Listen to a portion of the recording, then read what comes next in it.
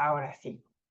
Bueno, bienvenidos parasitólogos y parasitólogas a este primer simposio de la Sociedad Mexicana de Parasitología.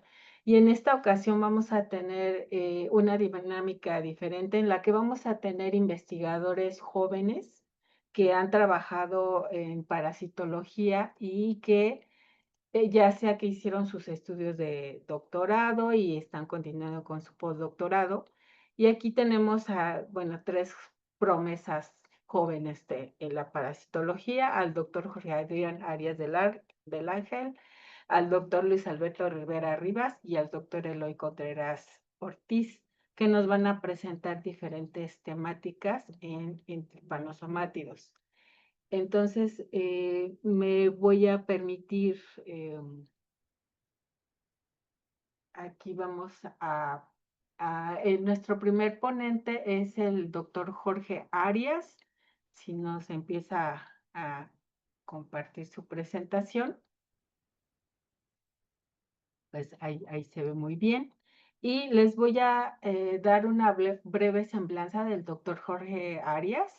Él cursó la licenciatura en Ciencias Físico-Matemáticas en la Universidad Michoacana de San Nicolás de Hidalgo. Posteriormente obtuvo la maestría y el doctorado en Ingeniería y Física Biomédica en el CIMBESTAB Campus Monterrey, bajo la dirección del doctor Moisés Santillán y la doctora Rebeca Manning, investigando los patrones de motilidad de tripomastigotes de Trypanosoma cruzi y su relación con la eficiencia de infección en células blanco. Entre el 2022 y 2024 realizó su primer postdoctorado en la Universidad de Oxford Brookes en el Reino Unido con los doctores Jack Sonter y Richard Wheeler, estudiando el gen ESB1 en Leishmania mexicana como regulador de la transcripción de las amastinas.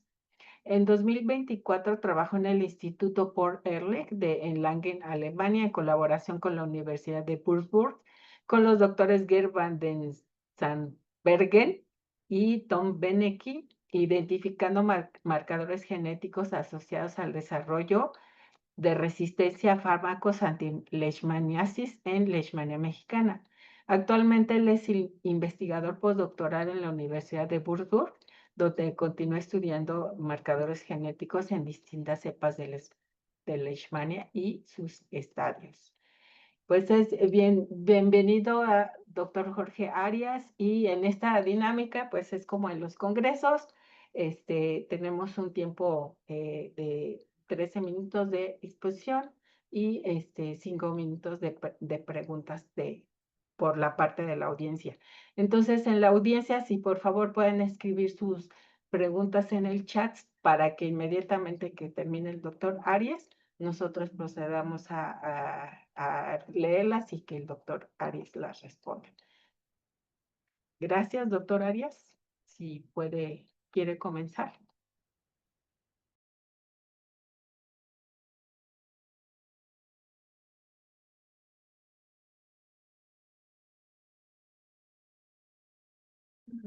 Por favor, Jorge, activa tu micrófono.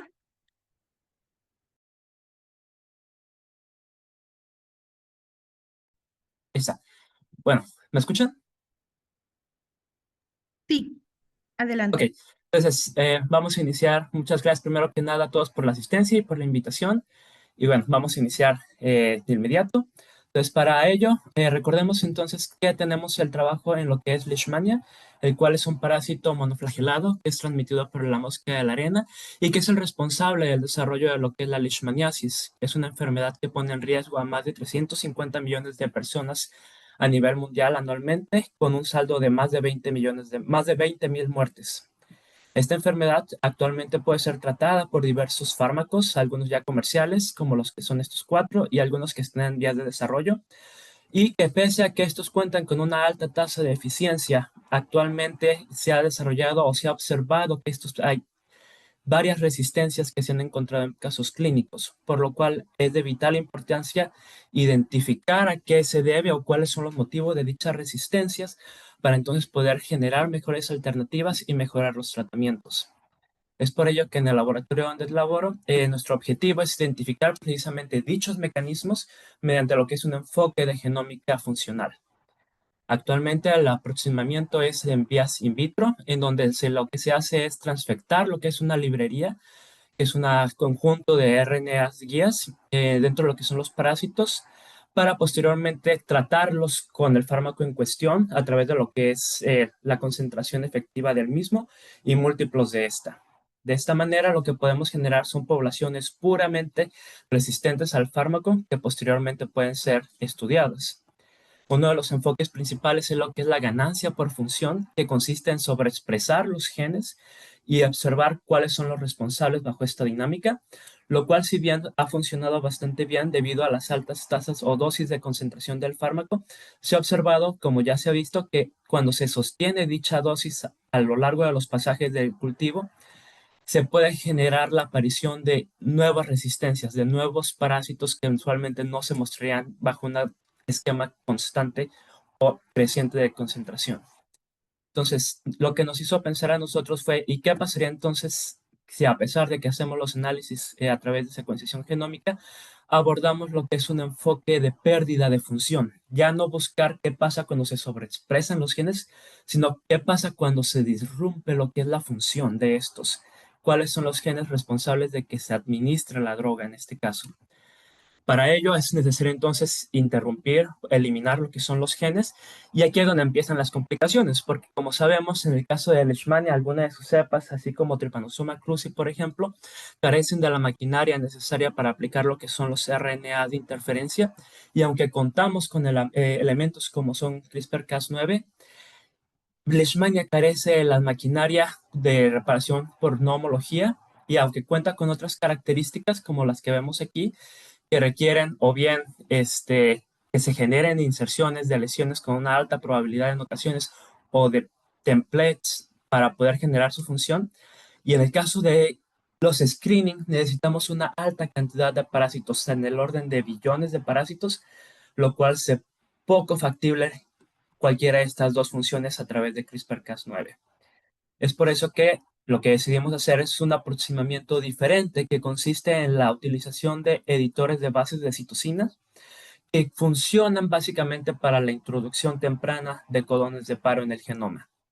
Esta dinámica funciona básicamente a través de lo que es una variante de Cas9, que es NCas9, que en conjunto con el RNA guía se va a unir a la hebra complementaria a la que queremos modificar, esto guiado por la secuencia PAM, y que gracias a lo que es ApoVec1 y el complemento del dominio RAD51, esto va a generar el paso de lo que son las citosinas al uracilo dentro de una ventana de acción, como podemos ver aquí, que normalmente es entre 4 y 12 bases, y que durante la replicación de lo que es el DNA y gracias a la presencia del inhibidor de la glicosilasa de uracilo, no se va a regresar el uracilo a citosina, sino que se va a pasar directamente ya de uracilo a timina, generando así lo que es la introducción del codón de paro al hacer la conversión de ciertos codones, como vemos aquí, a codones de paro.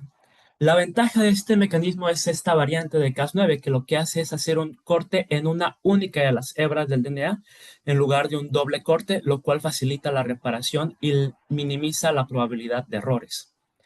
Entonces, cuando introducimos esta librería o esta dinámica a lo que es nuestra cepa, que nosotros trabajamos, por ejemplo, con Leishmania mexicana, tenemos aquí nuestro plásmido de expresión con otras características, además de lo que viene siendo la librería, lo cual, una vez que ya cuenta con la capacidad de expresar esta herramienta, introducimos ahora sí lo que viene siendo nuestro RNA de guía junto con toda la librería o biblioteca de RNAs guías que nos van a indicar cuáles van a ser los genes que queremos modificar y de qué manera. A cuáles de ellos vamos a introducirles estos codones de paro, lo cual es un proceso que se realiza de manera sumamente precisa y sobre todo efectiva. Entonces, nuestra librería consistió de más de 30,000 RNAs guías, incluyendo además otros 1,000 como referencia o como control, los cuales si bien se van a introducir a los parásitos, estos no van a inducir este cambio de citosina a timina, cubriendo así alrededor de un 94% de las secuencias codificantes en el genoma de Leishmania mexicana. Esta librería entonces es transfectada, se seleccionan los parásitos y se realiza un conjunto de pasajes, de pasajes en el parásito, de hasta siguiendo los hasta lo que son 15 días en un proceso de viabilidad para ver qué tan viables siguen siendo los parásitos. Y a través de secuenciación podemos identificar entonces los niveles de expresión de estos RNA guías, no de la expresión de los genes como tal, sino de estos guías, y graficar los resultados a través de estas gráficas de volcán, en donde tenemos los valores de p-value o valor p, en contraste con el radio o qué tanto se amplifica o modifica, mejor dicho, la expresión respecto a nuestro control. Entonces aquí, como podemos observar, apenas 4 días después de la transfección, la distribución es bastante concentrada, no hay diferencias estadísticamente significativas, pero a medida de que el tiempo evoluciona, podemos observar cómo esta distribución se abre, dando como resultado genes que van a estar del lado derecho, que tienen que ver con un proceso de compensación ante la falta de la función de los genes, mientras que por el lado izquierdo vamos a tener aquellos que, dada la carencia de esta función, van a tener una expresión reducida y que por tanto se considerarían como esenciales para el estadio que estamos estudiando, que es el procíclico. A prueba de concepto, entonces tenemos, como era de esperar, que los RNAs de no targeting o control, como pueden ver, se encuentran localizados en el origen sin mostrar una modificación en su expresión estadísticamente significativa.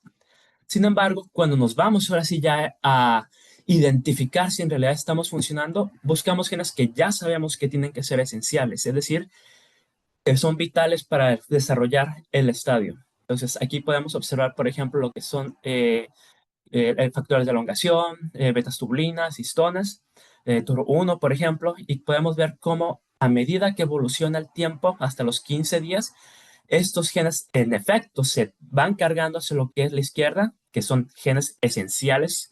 Entonces, con esto podemos confirmar que el análisis bioinformático va por buen camino. Pero, queriendo ir un poco más allá, también realizamos una clasificación ya no solo a nivel de gen individual, sino de clases o lo que se conoce como términos de ontología génica o términos GO, lo cual nos indica básicamente, siempre decimos que es como esta huella digital, ¿no? Nos indica aquellas clases o familias de genes que hacen a la forma procíclica ser un parásito procíclico. Entonces aquí podemos ver o señalizar principalmente lo que vienen siendo factores o familias relacionadas con lo que son la traducción de RNA, la transcripción, perdón, la traducción de proteínas y principalmente lo que vendrían siendo el transporte de partículas intraciliares, que es vital para la estructura y soporte del flagelo, indispensable para lo que viene siendo el parásito en el estadio de procíclicos. Entonces, pues procedemos también a caracterizar cuáles serían los genes indispensables para llevar a cabo que el parásito pueda ser mótil, en donde podemos identificar efectivamente nuevamente lo que viene siendo esta familia de genes, tanto a lo que es RNAs guías individuales, como lo que es la media de estos, tomando en consideración que en promedio tenemos 5 RNAs guías por gen. Entonces, esta es la media de los niveles de expresión de cada uno de ellos por gen. Pero aquí lo que estamos el día de hoy es para estudiar resistencia a fármacos, ¿verdad? Entonces, para ello, lo que hicimos fue administrar de manera independiente cada uno de estos fármacos a nuestra librería en un periodo de 48 horas que conocemos como periodo de tratamiento, en donde prácticamente los parásitos sometidos a estos fármacos van a empezar a morir y que al cabo de este periodo iniciamos lo que es un proceso o fase de recuperación en una primera fase, en donde eliminamos la droga y les permitimos a los parásitos recuperarse, creciendo así la población e identificando mediante secuenciación cuáles son los genes para los cuales los RNA guías se encuentran modificados. Esto es de vital importancia, tomando en cuenta que hay que tener una concentración clave. Tenemos entonces que hay que identificar la concentración efectiva del fármaco y nosotros estamos administrando para estos experimentos un múltiplo de dicha concentración, la cual nos lleve a tener al final de la fase de recuperación un número o una concentración alrededor de los 10 millones de parásitos por mililitro, que es esencial para tener una representación mínima de nuestra librería y que no tengamos unos resultados de secuenciación ruidosos y poco confiables. Entonces, los resultados que obtuvimos en miltelfosina, tanto en la recuperación 1 como en la recuperación 2, que les recuerdo es en ausencia de las drogas, es transportadores, por ejemplo, ABC y algunas proteínas hipotéticas, y genes que al su mismo tiempo están compartidos con la anfotericina B, donde encontramos a nuestra estrella, que es el transportador de miltelfosina, que este sí o sí tenía que estar en nuestro análisis para tener confiabilidad. Tenemos subunidades del mismo y algunas otras proteínas que vamos a ver un poquito más adelante, dando como resultado además también algunos genes que están exclusivamente enriquecidos y que confieren resistencia a anfotericina B, como son ergosteroles, que tienen que ver entonces con los procesos de membrana. Entonces, estos son procesos bioinformáticos, hay que corroborarlos experimentalmente y para ello procedemos a eliminar los genes, realizar knockouts de todos los genes propuestos o de los más relevantes a través del análisis bioinformático, en donde caracterizamos o identificamos su concentración efectiva a miltelfosina, tanto para las cepas controles como para nuestros diferentes knockouts y los ATVACs de los mismos. En donde, como pueden ver, para la mayoría de los knockouts tenemos que, en efecto, a nivel ya experimental, sí se muestran estos knockouts más resistentes a miltelfosina a niveles estadísticamente significativos, aunque no todos de ellos, y que el fenotipo se recupera una vez que se reinsertan los genes. Esta característica o patrón se observa de manera similar cuando analizamos los resultados para miltelfosina y observamos que, en efecto, tenemos el transportador de miltelfosina, su subunidad, y otro gen que es el MT17, que es un gen desconocido que presenta características de respuesta muy similares, lo cual nos hizo pensar, ¿estará relacionado con el transportador de miltelfosina? Vamos a averiguarlo. Entonces, para ello, identificamos primero en dónde está nuestro transportador. Ya sabemos que previamente se ha demostrado que está en membrana plasmática, sin embargo, nuestros resultados sugieren que la localización es completamente diferente a través de dos abordajes, utilizando la proteína verde fluorescente y la amarilla, y que además estos resultados correlacionan bastante con la colocalización de otros transportadores ya reportados asociados a resistencia a fármacos en artículos previos. Entonces, para asegurarnos que nuestro abordaje es correcto, utilizamos otras estrategias como son anticuerpos, utilizamos el abordaje de MIC y HA, en donde como pueden ver en estas micrografías, en ausencia de lo que vienen siendo el conjugado de los anticuerpos o simplemente en la cepa parental, tenemos que no hay señal y esta se muestra cuando tenemos el conjugado de los anticuerpos, dando confiabilidad a la localización. Y lo cual entonces nos sugiere que en realidad puede ser que el transportador de miltelfosina esté más relacionado con las túbulos de multivesículas en los lisosomas o en el aparato de Golgi, teniendo funciones endocíticas y exocíticas. Para ello, entonces ahora sí nos vamos a la localización y como podemos observar, en la cepa parental, si buscamos el transportador nos encuentra, si lo tallamos con la proteína verde, lo localizamos. Si realizamos la deleción tanto del M3 como del MT17, vemos que hay una pérdida de la localización y que esto se recupera cuando reinsertamos el gen, dando confiabilidad de que entonces el MT17 puede ser un nuevo biomarcador. Para finalizar, entonces, simplemente vamos a señalizar que tenemos genes que no se muestran prácticamente representativos o que no son resistentes.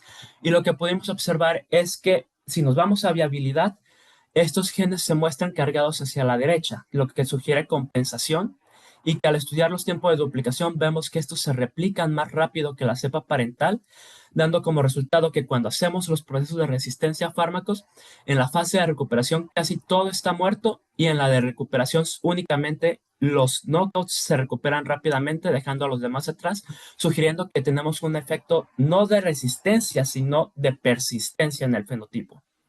Entonces, para terminar, entonces, tenemos que podemos hacer un análisis completo a todos los niveles que hemos estudiado, las diferentes drogas, la motilidad, la viabilidad, y poder hacer un análisis lineal o paralelo en todos los niveles, encontrando factores de sensibilidad o resistencia cruzada y sensibilidad mixta. Entonces, con esto quiero concluir y agradecer simplemente a todos los miembros del equipo, principalmente, obviamente, a mi jefe, que es el doctor Tom Beneke, a los estudiantes de licenciatura, maestría, doctorado, a nuestro jefe de departamento y a nuestros colaboradores. Si están interesados en conocer un poco más al respecto, tenemos un artículo en revisión que ya está disponible en línea, en donde pueden consultar a detalles los resultados de miltelfosina y del resto de los fármacos. Entonces, muchas gracias por la atención.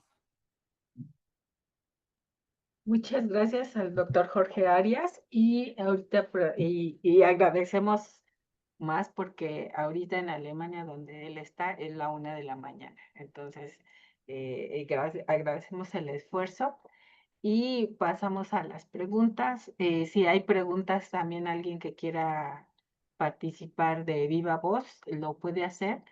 Tenemos una pregunta de Facebook. ¿Por qué Leishmania ya no responde rápido a las antimoniales?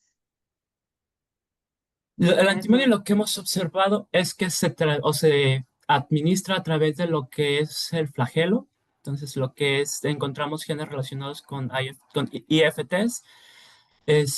Puede ser que se estén mostrando resistencias al momento de la administración a través del flagelo. Principalmente tenemos otros que tienen que ver con lo que es BBS9, que tiene que ver un poco más con estos complejos en el pocket flagelar. Entonces, lo que pensamos es que de alguna manera el parásito está restringiendo un poco lo que es el acceso a través de estas vías y por ende, pues ya puede conferirse un poquito más la resistencia a dicho fármaco. gracias por su respuesta. Tenemos una pregunta del doctor Julio César Carrero. Por medio de esta estrategia, ¿han localizado los genes asociados a la resistencia a otros fármacos? ¿Hay genes asociados a multiresistencia? Sí, de hecho, de momento en la Leishmania mexicana, como mostré, hemos identificado o trabajado con pentamidina, fotericina B, eh, antimonia y el compuesto 1C, así como compuestos que están actualmente en desarrollo. En Francia, por ejemplo, tenemos otros dos compuestos, tenemos también a paromomicina. Eh, entonces, sí hemos identificado ya diversos mecanismos de resistencia que tienen que ver con esteroles, en el caso, por ejemplo, de anfotericina B o esfingolípidos, en el caso de pentamidina, función flagelar en el caso de antimonia y compuesto 1C. Entonces, todos esos detalles a profundidad los pueden consultar precisamente en este artículo. Y pues tenemos también ya otros screenings en donde estamos identificando ya no solo a nivel de estadio de promastigotes, sino también en mastigotes, en parásitos que han sufrido, por ejemplo, promastigotes que han estado en un pasaje en el modelo in vivo, que obviamente esto incrementa la infectividad, y también parásitos que han infectado, por ejemplo, macrófagos, para ver cuáles son los genes esenciales para la infección en este modelo in vitro. No veo más preguntas y yo, si me permiten hacer una pregunta, en tu primer proceso de selección, bueno, no, primero mejor el doctor Martínez Calvillo, ya después te Sí, pregunto. gracias. Nada más una pregunta, Jorge. ¿Sabes si ha Claro. habido avances para establecer un sistema de CRISPR inducible en Leishmania para poder estudiar genes esenciales? Ah, no que yo esté al tanto, eh, sería la respuesta corta, pero podría checar un poco más a fondo, pero no al menos en lo que yo he leído para la preparación del artículo. Ok, gracias. Sí, Sí.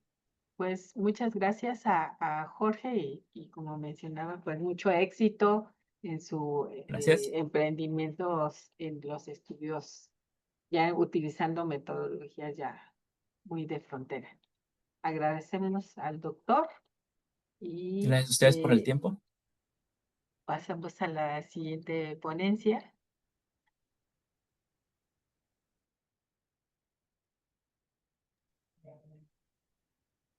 El siguiente ponente es el doctor Luis Alberto Rivera Rivas, y mientras él pone su presentación, yo voy a escribir una breve semblanza.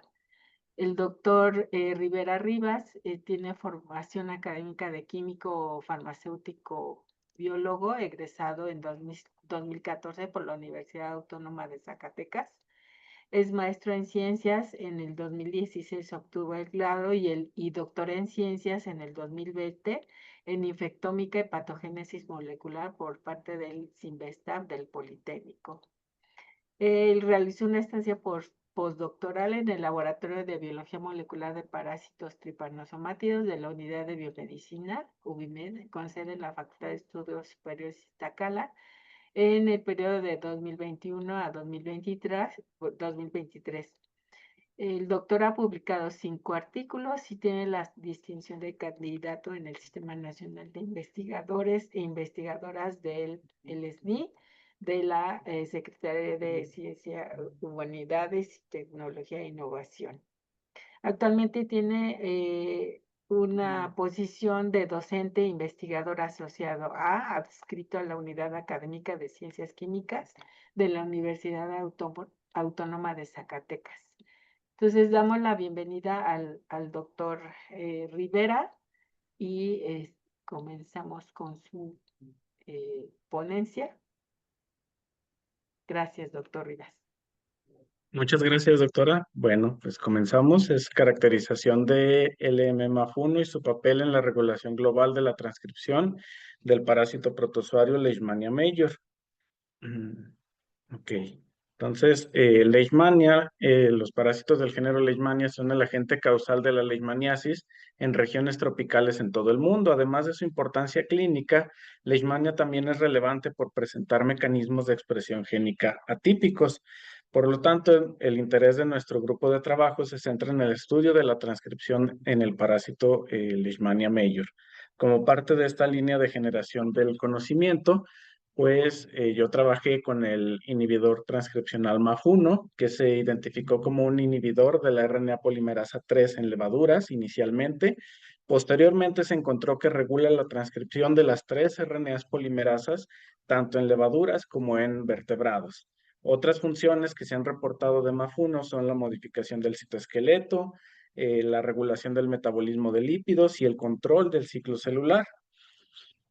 En nuestro grupo de trabajo también ya hemos trabajado con MAF1, el cual fue caracterizado en Trypanosoma brucei, en el cual en el trabajo de Romero Mesa en 2017 determinó que MAF1 en Trypanosoma brucei es una proteína nuclear y que es capaz de unirse a regiones genómicas transcritas por las 3 RNAs polimerasas. Esto fue bastante novedoso para el caso de los parásitos tripanosomátidos. Entonces, de ahí nuestro interés fue caracterizar a MAF1 de Leishmania major, así como sus funciones, y por otro lado, analizar los cambios a nivel de transcriptoma y proteoma producidos por la sobreexpresión de MAF1. Sí, aquí vamos a tomar la estrategia de qué pasa cuando la MAF1 se sobreexpresa, qué cambios ocurren. Entonces, primeramente, les muestro aquí un alineamiento de las secuencias de MAF1, tanto de Leishmania major como de humano, la cual podemos ver marcados en colores. 3 dominios que son los que caracterizan a la proteína MAF1, dominio A, dominio B y dominio C, donde el dominio B y el C están unidas por una región o una secuencia que se le denomina linker, el cual es altamente variable a lo largo de todos los organismos.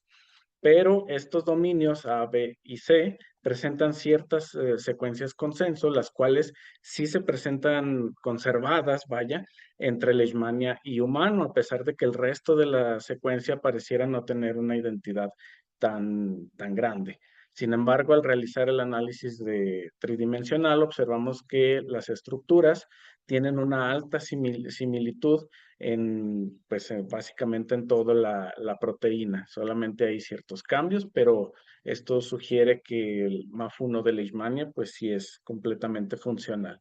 Entonces, también nosotros realizamos un análisis en el cual determinamos que la proteína MAF1 es una fosfoproteína, es decir, identificamos los péptidos que se encuentran fosforilados en la proteína, en MAF1, dado que al tener esta modificación posttraduccional puede tener cambios en su localización y cambios en su actividad.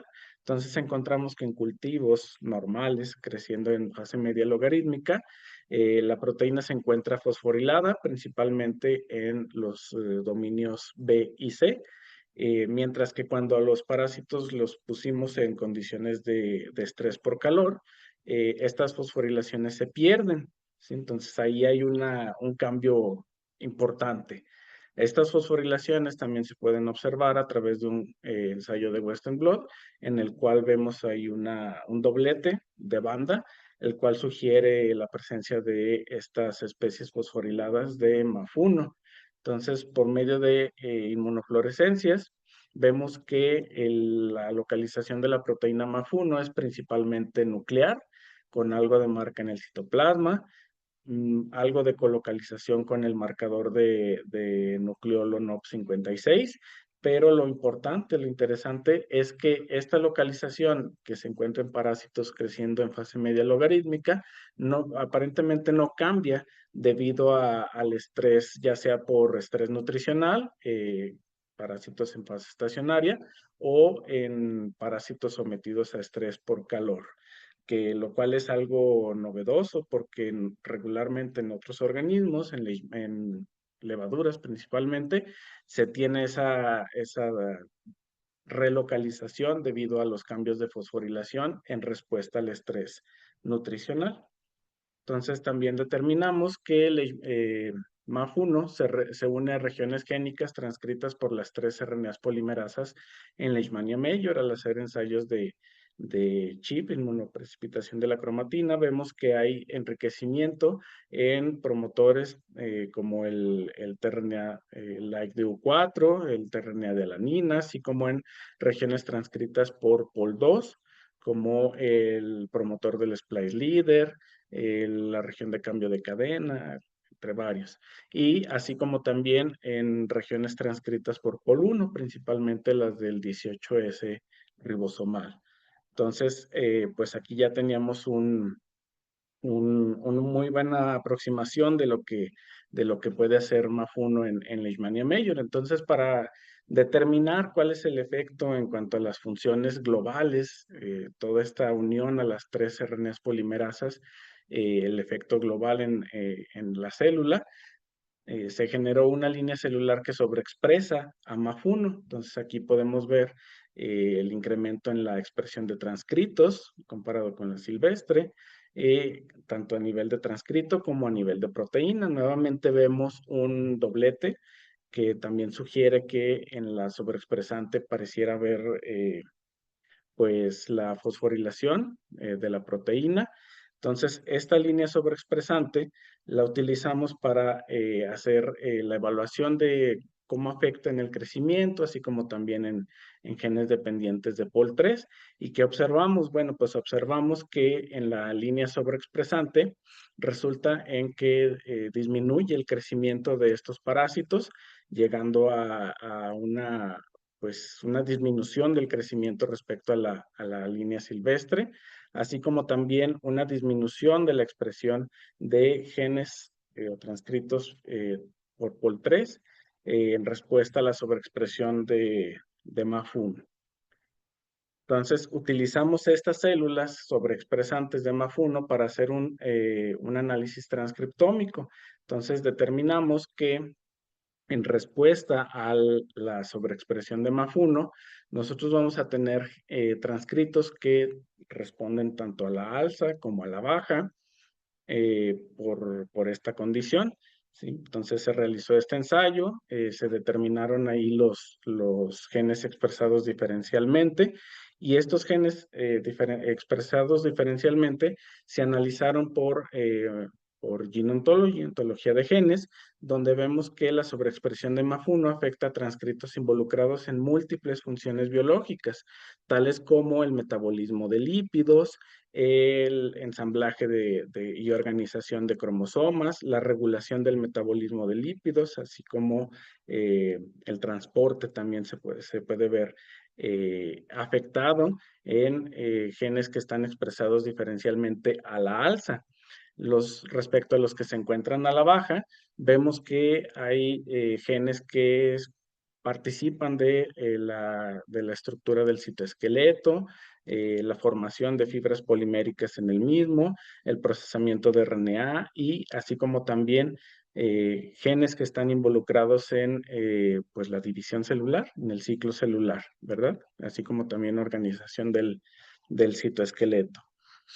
Entonces, con esto, pues nos dimos un gran panorama de lo que del efecto global que tiene MAF1, pero quisimos llevarlo más allá, al siguiente nivel, el cual es hacer un análisis proteómico, cuantificación total de proteínas de MAF1, comparando la línea sobreexpresante con la silvestre. Entonces, aquí lo que nosotros vemos es que tanto hay proteínas que son expresadas diferencialmente a la alza, así como proteínas expresadas diferencialmente a la baja en respuesta a la sobreexpresión de MAF1.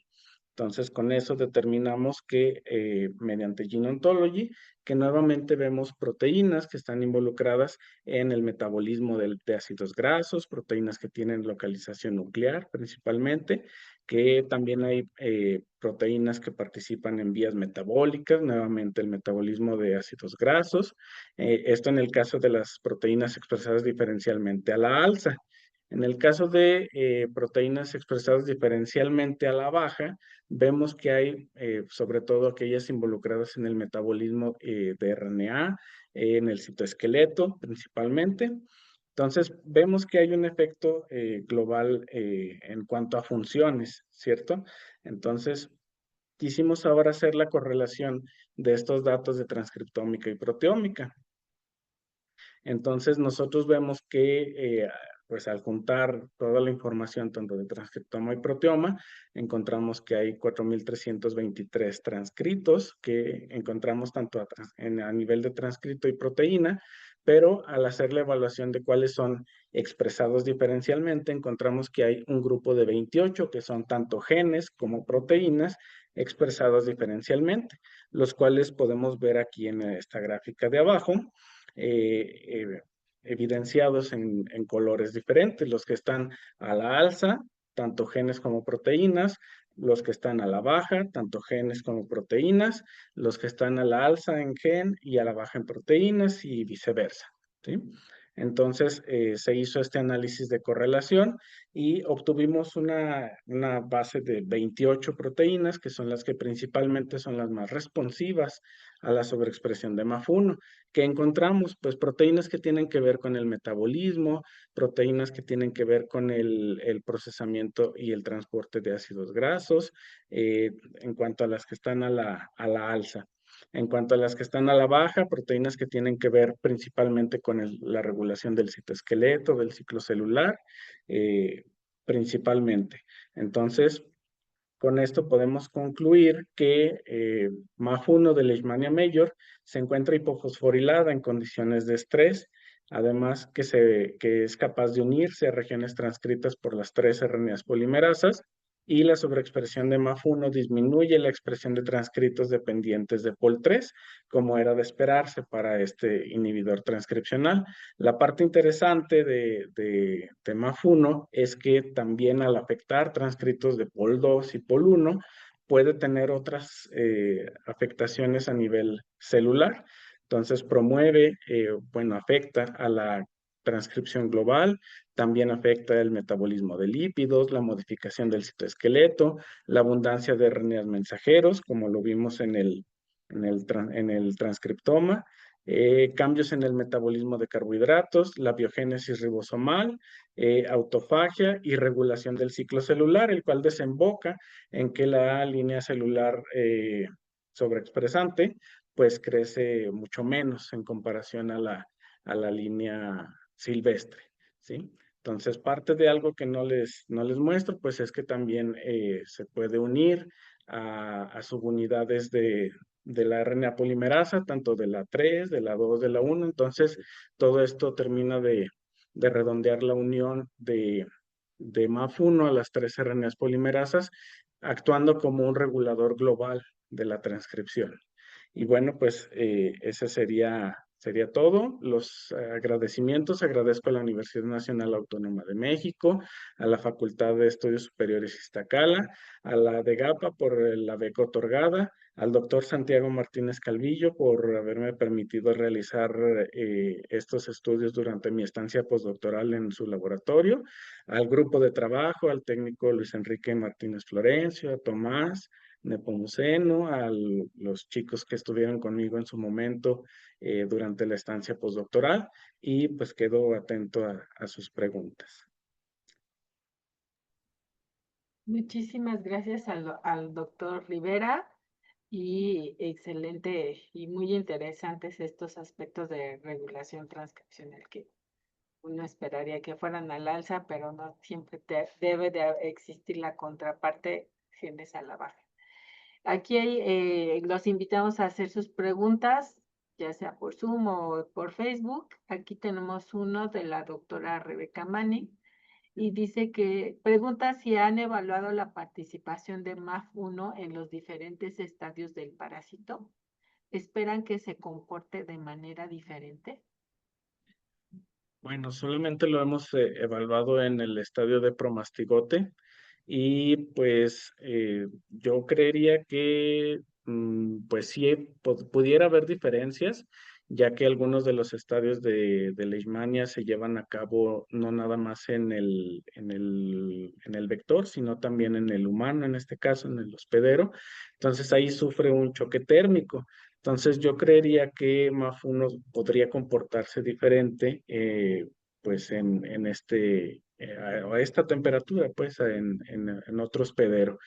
¿Qué cambios podría haber? Pues a lo mejor que haya la aparición de proteínas de choque térmico, que tal vez se unan a MAF1 a estas proteínas. Claramente va a haber un cambio tanto en el perfil transcriptómico como proteómico. Entonces, pues sí, ahí sería interesante evaluar el efecto sobre los transcritos de POL3 y pues sí, también a nivel global sería importante analizarlo.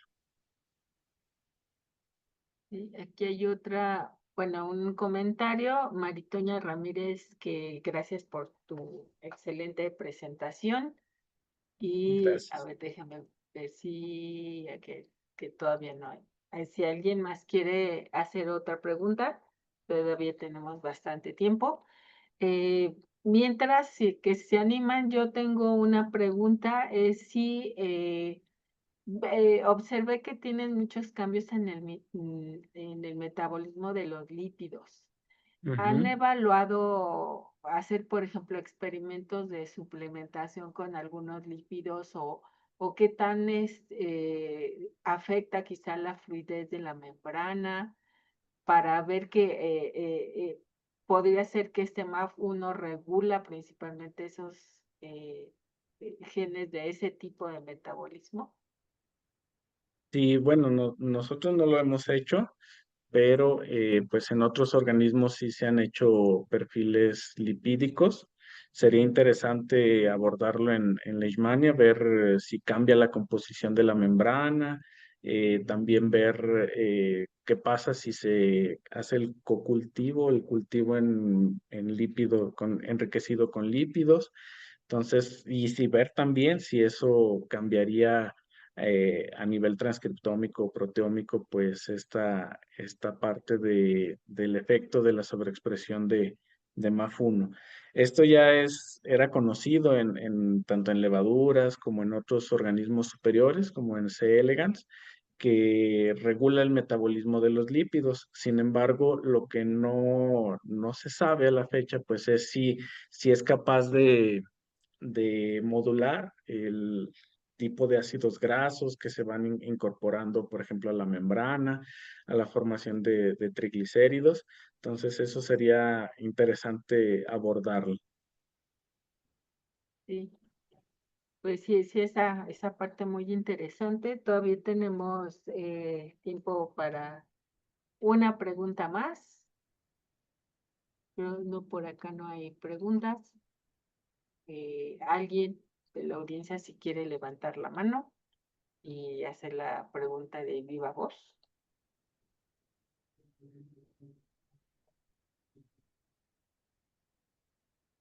O vemos todavía alguna reacción.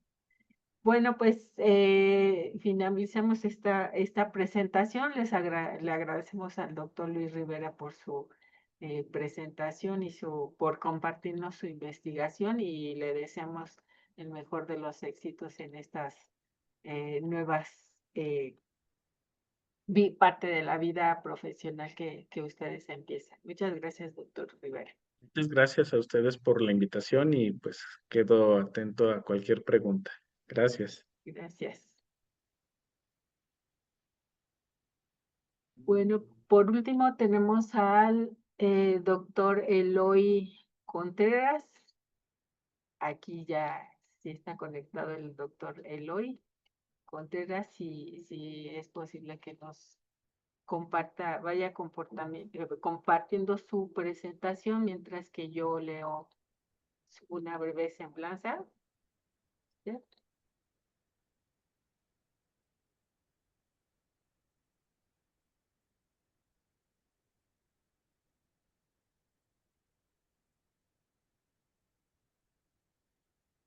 Y ya, si la puede poner en modo de presentación. ¿Mm? Sí, ¿Sí se alcanza a ver? Buenas tardes. sí se alcanza a ver muy bien. Pues agradecemos al doctor Eloy Contreras y miren, el doctor Eloy es biólogo de formación con maestría y doctorado en ciencias agropecuarias y recursos naturales por la Universidad Autónoma del Estado de México. Realizó un postdoctorado entre 2021 y 2023 en el CINVESTAB en las unidades Monterrey y Zacatenco. Sus líneas de investigación están enfocadas en estudiar la dinámica de infección de Trypanosoma cruzi y la búsqueda de nuevos tratamientos para la enfermedad de Chagas, que incluyen la investigación con extractos y componentes de origen natural y el desarrollo de vacunas de ADN. Estas estrategias, pues, las ha utilizado en este modelo o las va a utilizar en este modelo de Trypanosoma cruzi, pero también él está interesado en aplicar estas estrategias en otros tipos celulares como el cáncer. Actualmente se desempeña como profesora de la Facultad de Ciencias de la Universidad Autónoma del Estado de México y pues agradecemos la aceptación para participar en este simposio y empezamos. Ok, buenas tardes. Pues al contrario, muchas gracias por la invitación. Es un gusto presentar parte de los resultados de este proyecto, ¿no? El proyecto lleva por nombre Dinámica de infección del parásito Trypanosoma cruzi en miotubos cardíacos. Como, bueno, bien sabemos, Trypanosoma cruzi es un protozoario flagelado que, pues, básicamente infecta al hombre, que es transmitido por un vector llamado chinche. Uno de los órganos blanco o de predilección por parte del parásito es el corazón. Cuando invade el corazón, básicamente puede desarrollar una cardiomopatía chagásica. Y esto se debe a que, pues, parte de esta eficiencia en su infectividad tiene que ver con procesos de motilidad que tiene el parásito durante el transcurso de la infección. Ahora, actualmente estudiar este proceso infectivo para pues, determinar la dinámica de infección del parásito en corazón, pues es muy complicado, dado que pues no hay acceso directamente a estudios que nos lleven a estudiar obviamente el corazón in vivo. Se han utilizado distintos modelos biológicos como cultivos primarios de cardiomiocitos, mioblastos propiamente llamados H9C2, que son los precursores de los cardiomiocitos en etapa adulta. Se han utilizado cardiomiocitos embrionarios, neonatales y células pluripotenciales humanas. Sin embargo, estos, bueno, primeramente son frágiles, tienen viabilidad corta cuando nos referimos al cultivo primario y cuando nos referimos a otros modelos de estudio, básicamente está muy limitado porque normalmente estos modelos biológicos tienen ciertas limitaciones porque fenotípicamente y bioquímicamente tienen un comportamiento distinto, lo cual conlleva que el parásito pues se comporte de distinta manera en cada experimento, ¿no? Ahora, en cuanto al proceso de motilidad de T. cruzi y la interacción que tiene con el cardiomocito, los estudios que se conocen actualmente son muy pocos. Entonces, la mayoría, pues sabemos que Trypanosoma cruzi afecta al corazón, pero estudios particularmente en cuanto a su motilidad y la interacción que pudiera tener es muy mínimo la cantidad de estudios. Ahora, con base en lo anterior, un antecedente directo que refiere el proyecto que les voy a presentar es que identificaron que cuando a T. cruzi lo ponían en distintos cultivos de distintas líneas celulares, tenía un comportamiento distinto en cuanto a qué tan rápido se movía y cómo era ese patrón de motilidad.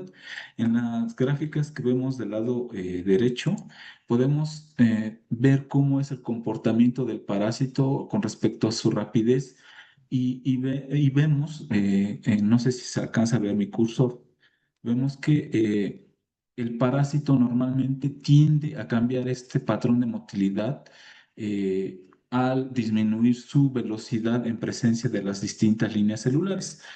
Por su parte, también se determinó un valor que se llama desplazamiento cuadrático medio, este, para el cual se representa como este valor de lambda, para saber qué tanto, una vez que el parásito está colocado en los distintos cultivos en los cuales se colocó, qué tanto se desplaza libremente o si se confina a algún área. Como podemos ver en la primera, perdón, en la gráfica de aquí abajo, normalmente cuando al parásito se le pone en presencia de células H9C2 que son precursores que dan origen a los carionocitos adultos, tiende a comportarse como a una sola zona restringida, o sea, donde están las células, básicamente el parásito es como si se confinara a esa única zona, además de que la velocidad con la que se desplaza, como podemos ver en la gráfica de arriba, también disminuye.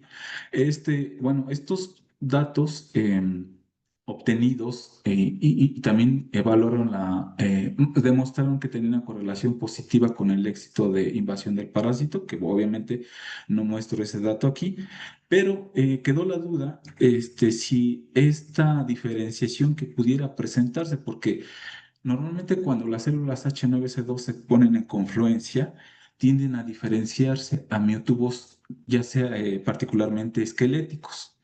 Y eso es la duda que quedó, y eso fue una pregunta de investigación para saber si esa diferenciación tenía que ver con el patrón de motilidad que cambio inicia, bueno, perdón, en los resultados, y si también esa rapidez con la que el parásito se presentaba ante las células también era responsable por esa diferenciación. Entonces, el objetivo de este proyecto en el cual participé fue evaluar justamente esta dinámica de Trypanosoma cruzi, pero en miotubos esqueléticos diferenciados de las células H9C2 y en miotubos cardíacos también diferenciados a partir de las mismas células y comparábamos con un grupo control, que en este caso eran las células H9C2 sin ningún tratamiento. La estrategia experimental, bueno, constó de varios experimentos como tal. La primera era asegurar la diferenciación de las H9C2 para poder aplicar como tal los distintos experimentos. Primeramente, se diseñaron tres grupos, como lo había comentado, las células H9C2. Cuando nosotros ponemos células H9C2 en confluencia, pero mantenemos a 1% solo fetal bovino, estas se van a diferenciar a músculo esquelético. Pero si además le agregamos un micromolar de ácido retinoico, tienden a diferenciarse a miotubos cardíacos. A partir de esa diferenciación, nosotros determinamos el largo, el área y el número de núcleos presentes posterior a esa diferenciación, y para corroborar también utilizamos marcadores moleculares utilizando la técnica de Western blot para medir troponina I3 y calsecuestrina 2, que son específicos para miotubos cardíacos. Una vez que teníamos el modelo biológico, bueno, llevamos a cabo experimentos de eficiencia de invasión a las 18 horas. Para eso utilizamos tripomastigotes fluorescentes que tenían, bueno, este gen de fluorescencia, y dejamos interaccionar las células con los parásitos por 2 horas para poder determinar la cantidad o el éxito en la eficiencia de invasión de T. cruzi. También realizamos otro experimento que tenía que ver con una cinética de infección. Por 7 días contamos parásitos intracelulares cada 24 horas. También determinamos parte de la dinámica al establecer la rapidez promedio de T. cruzi en presencia de los distintos modelos biológicos. Y también determinamos el desplazamiento cuadrático medio mediante videos que se registraron y corridos en el programa MATLAB. Y también, dado unos detalles que observamos en el comportamiento de estos experimentos, diseñamos también experimentos para determinar la eficiencia de invasión en el día 14, después de iniciada la diferenciación, y también contamos parásitos extracelulares para los días 5, 6 y 7. Entonces, ¿qué pudimos observar? Básicamente que logramos la diferenciación como tal de las células H9C2, tanto a miotubos esqueléticos, cuando agregamos solo 1% solfetal, y también cuando agregamos un micromolar de ácido retinoico para diferenciar a miotubos cardíacos. Como podemos ver, los mioblastos normalmente son estrelladas con un solo núcleo y también tenemos imágenes de fluorescencia donde podemos apreciar claramente el núcleo en color azul en la parte de abajo. Cuando hablamos de miotubos esqueléticos y cardíacos, normalmente se diferencian alargándose porque durante la diferenciación se fusionan varias células y eso es responsable de que se puedan observar distintos núcleos como vemos en algunos ejemplos. Y de igual manera los miotubos cardíacos también. Entonces podemos ver que el proceso de diferenciación se llevó adecuadamente. Ahora, después medimos los distintos parámetros como longitud, área y número de núcleos. En el primer dato podemos observar que en la diferenciación no hay un cambio importante entre si es más largo un miotubo esquelético o un miotubo cardíaco. Ambos tienen longitudes similares. El área con respecto a los tres modelos biológicos y sí cambia un poco aquí, y de hecho tenemos diferencias significativas cuando comparamos con músculo esquelético y obviamente con mioblastos. H9C2. Con respecto al número de núcleos, podemos ver que también no hay una diferencia importante en la presencia de más o menos núcleos, simplemente están presentes el hecho de diferenciarse, también tenemos múltiples núcleos. En cuanto a la diferenciación molecular, podemos ver que evaluando estas dos proteínas, la calsecuestrina 2 y la troponina I3, podemos ver que en los miotubos cardíacos están presentes su expresión. En los miotubos esqueléticos, a pesar de que tenemos también expresión de calsecuestrina 2 y levemente de troponina I3, eso es una condición normal. Sin embargo, el tener las bandas de tanto de calsecuestrina 2 como de troponina I de manera visual, eso nos refiere a una diferenciación molecular exitosa.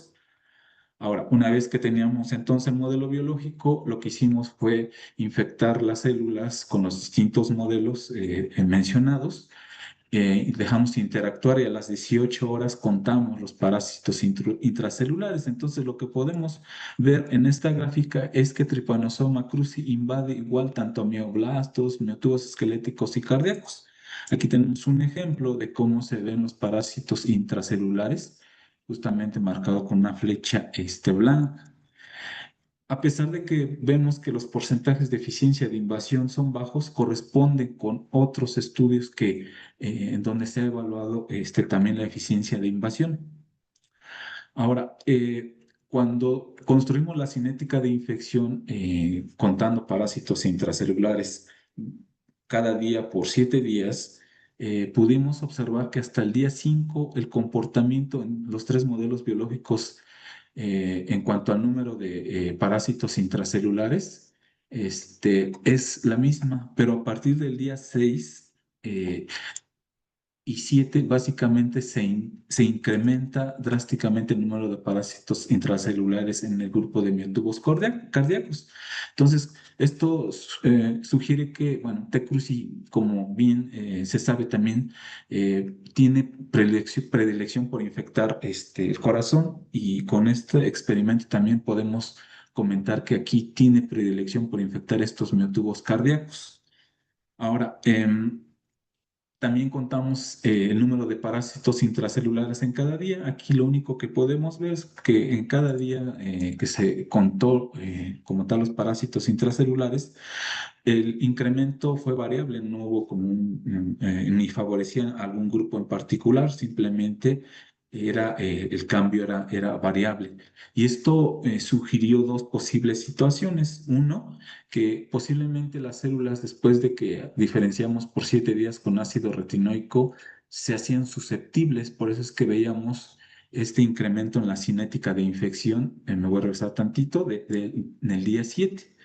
O lo otro también es que tal vez el área de la célula con respecto, bueno, refiriéndome a los miotubos cardíacos, como mostrábamos inicialmente, estos tuvieron mayor área y pensamos que esa era la razón por la cual podíamos observar ese incremento en el día 7, 6 y 7 en la cinética de infección.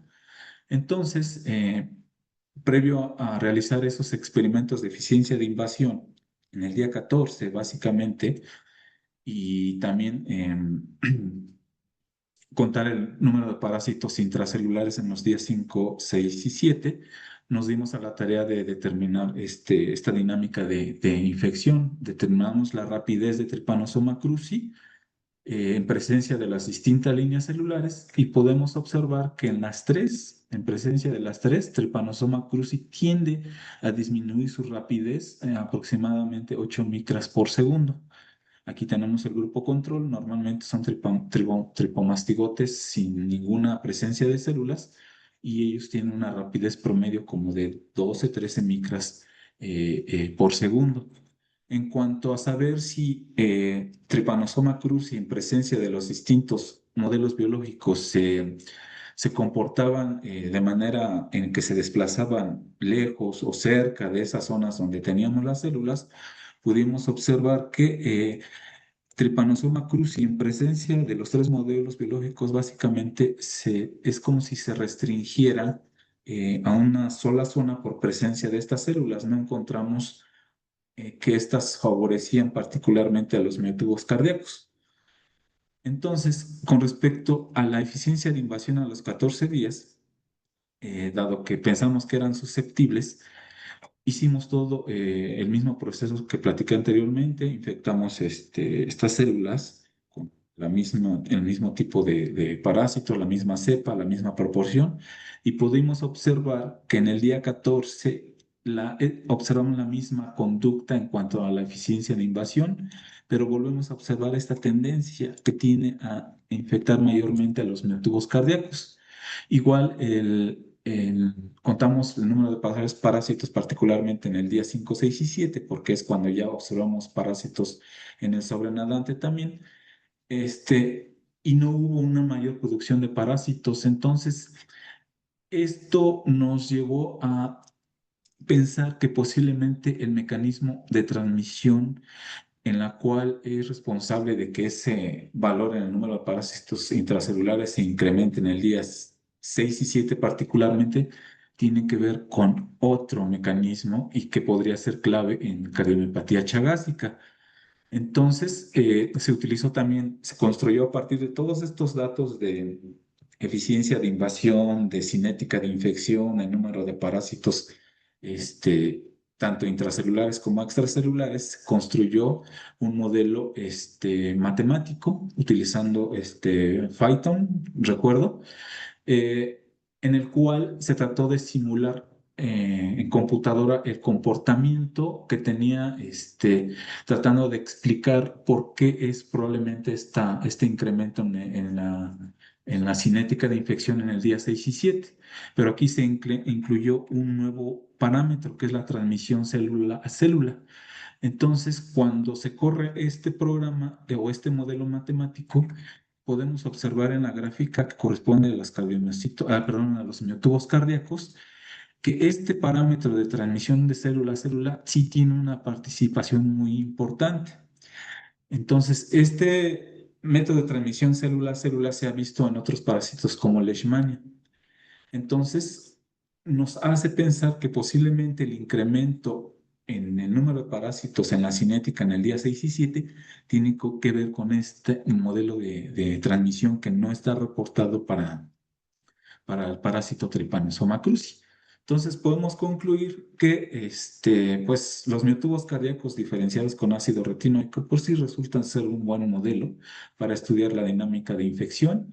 Esto nos acerca a entender cómo es esa dinámica de infección en el cardiomiocito, además de que pudimos demostrar que T. cruzi modifica su patrón de motilidad en presencia de las líneas celulares que evaluamos, pero que tiene cierta predilección entonces por infectar los miotubos cardíacos. Entonces, posiblemente el mecanismo que no se ha descrito y que involucra el paso de célula a célula es el responsable de que nosotros veamos ese incremento para el día 6 y 7 en la cinética de infección. Entonces, con eso, bueno, básicamente consistió el proyecto. Nada más agradecer a la doctora Rebeca Manning en su departamento bueno, en el laboratorio de ella, que está ubicado en biomedicina molecular, y al doctor Moisés Santillán Cerón en el CIMBESTAB Monterrey, quienes guiaron todo este trabajo también y tienen una participación muy importante. Y bueno, sin olvidar a todo el resto del equipo, ¿no?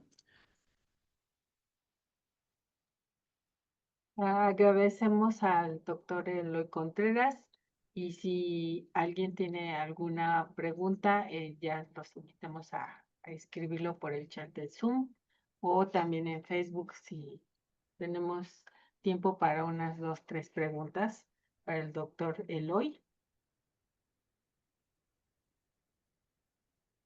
A ver, me están avisando que en Facebook todavía no hay nada por el momento. Yo mientras tengo una pregunta, o no sé si la doctora Manel tenga una pregunta. Este tipo de mecanismo de diferencia en la infección dependiendo del tipo de célula, ¿estaría relacionado con ese tropismo que tienen los parásitos? Por ejemplo, el corazón ya es muy clásico que nos dice que él tiene tropismo, ¿no? El Trypanosoma cruzi.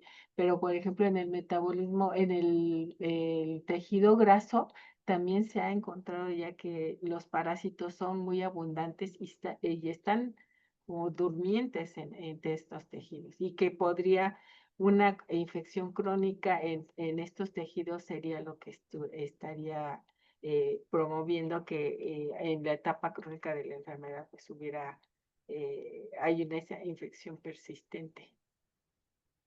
Sí, sí, doctora. De hecho, parte de los resultados pueden demostrar que ese tropismo del cual se habla, sí, podríamos reforzarlo con estos datos. Eso pues ya se ha reportado muchas veces. Sin embargo, sí lo podemos encontrar incluso en múltiples órganos, en todo el cuerpo.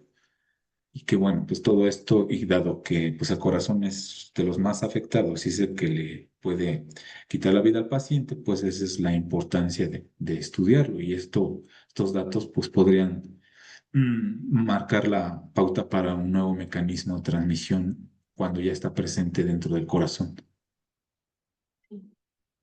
Muchas gracias. Aquí en el chat, el doctor Jorge Arias pregunta si en el modelo matemático, ¿qué parámetros domina la dinámica de infección para los SM y ECM? Prácticamente lineal en los primeros y lento en el segundo. Bueno, de los parámetros bueno, en realidad todo lo que comentaba de número de parásitos intracelulares, parásitos extracelulares, eficiencia de invasión, dominan el modelo, pero lo que no se había contemplado y que no se podría demostrar todavía es el paso de célula a célula. Entonces, cuando en el modelo se trata de representar esa forma, incluyéndolo en la manera como ¿cómo decirlo?, de posibles factores presentes, es que da este comportamiento que más se ajusta en la parte de los miotubos cardíacos. En los otros dos modelos biológicos, básicamente, no fue, según recuerdo, no fue eh, tanto el que tuviera peso alguno u otro, sino simplemente al momento de correrlo, daba una conducta similar. Entonces, yo pienso que, bueno, y en este caso también se consideran todos los parámetros y todos pesan, todos tienen un peso importante. Gracias por su respuesta. Hay 2 preguntas, bueno, 3 preguntas, ya serían las últimas. Una es del doctor César Díaz. Muchas gracias por la plática Y si el doctor César Díaz pregunta si han observado alguna relación entre el número de núcleos presentes en las fibras diferenciadas, esqueléticas y cardíacas y el porcentaje de infección. No, ese dato no lo consideramos. Lo único que evaluamos nosotros para poder determinar que si tuvimos diferenciación era contar el número de núcleos y ese es un parámetro que debe considerarse. Ahora sería interesante, pues sí, ver si hay alguna diferencia con respecto al número de núcleos eh, cuando sean infectados por Trypanosoma cruzi. Eso sí sería muy interesante poderlo evaluar.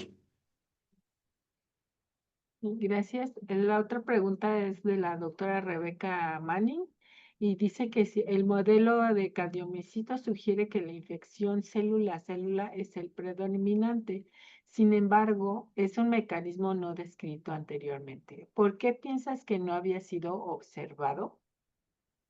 Pues básicamente porque los experimentos básicamente no están enfocados en estudiar esta dinámica o interacción. Entonces, pues se ha determinado, por ejemplo, con Leishmania, pues sí, este paso de célula a célula, pero de ahí para acá, para Trypanosoma cruzi, en realidad no hay estudios. Entonces, posiblemente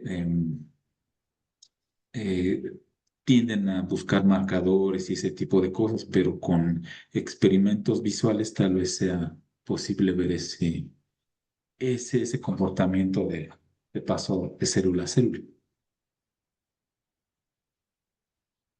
Gracias por la respuesta. Y ya la última pregunta es el doctor Julio César Carrero. Pregunta, ¿qué tanto refleja este modelo in vitro lo que ocurre en la infección real? En corazón se observan usualmente nidos grandes de mastigotes, depende del tiempo de infección. Bueno, este modelo en realidad nos sugiere nada más que posiblemente el parámetro de que la célula pasa de una a otra podría estar presente. ¿Qué tanto se parece a cómo ocurre naturalmente? Habría que evaluar varias o aplicar varias estrategias para poder comprobar este resultado. Entonces, pues en pocas palabras, podrías parecerse, pero no estamos muy seguros. Bueno, vamos a dejar una última pregunta. Pregunta Salvador Hernández Martínez. Respecto a los modelos experimentales, los insectos han adquirido gran relevancia a este respecto en distintos estudios. ¿Han considerado esta opción? Los cultivos primarios de órganos, de insectos, De supongo, no insectos, son difíciles. Ajá. no son difíciles, simplemente es aplicar toda esta estrategia experimental pues en las chinches, básicamente, y quizá tengamos también resultados muy importantes y relevantes, pero sí podríamos aplicarlo sin problema. Sí. Pues muchas gracias al doctor Eloy Contreras y si me permite, por último, agradecemos a los tres ponentes y si me permiten compartir. Ah, voy. Mm, no sé si le aparece mi pantalla todavía. Sí, todavía me aparece tu pantalla. Mm, mm,